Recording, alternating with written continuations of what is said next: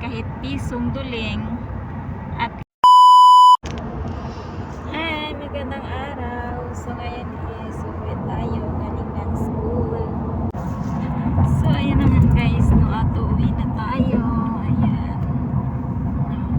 So dito na tayo sa part ng Lulu Hypermarket. Ito yung mga bilihing mas mahal, ha?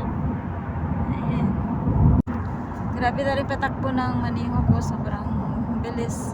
So ayan, no, ganda na yung mga puno, oh. Hindi pa sila namamatay, survivor ata to sila, no? Nasa kalagitnaan yan sila ng summer, magsusurrender kasi as of now, kasi umpisa pa lang, pero parang ano pa lang yung summer, hindi pa siya gaano mainit pa ganitong oras. So ayan, hindi pa sila nalalanta, no?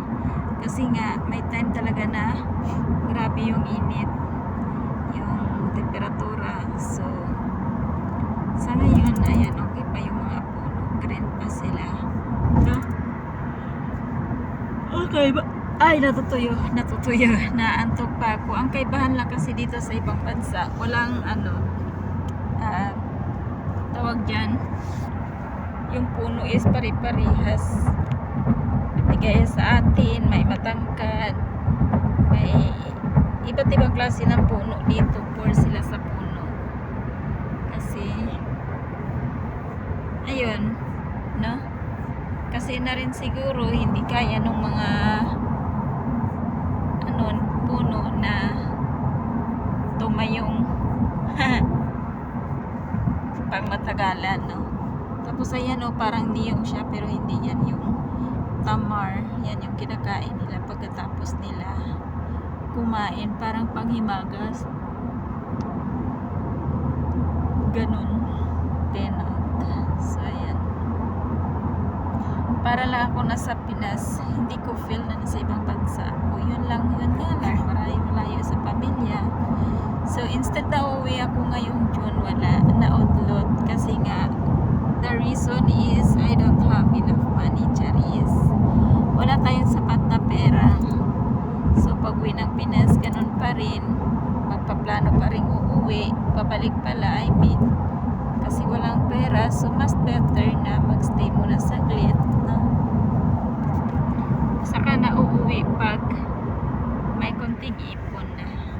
Lesson and learn pala sa mga first timer, nagagaya ko na pag magpapadala ng pera is ubos lahat talaga ipapadala. Dapat may matitira sa atin, kahit isa kahit 1 KD ganon, no? Kahit pisong duling, at least meron. Kahit at least may pambili man lang tayo ng candy para ma-feel natin pag sumakit yung ngipin natin, ay ito yung ipon ko nung nasa abroad ako, ganon. So kaya,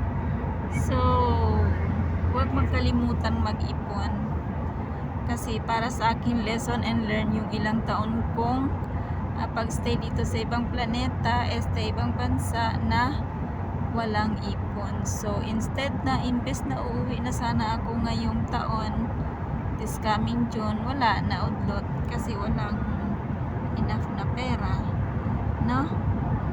Yun nga sabi nila, bilat pagka tumod dari bilat yapon maguli, na stay ka na lang anay, hindi anay magpuli. So stay anay gamay.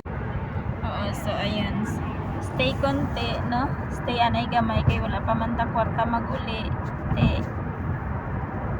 Dugang anay ta pila ka bulan, no? Pila ka tuig. Actually next year pa ako uuwi. Imposible naman na hindi ako makaipon ng kahit isang 5 duling lang man, no? So yun lang, salamat, ingat.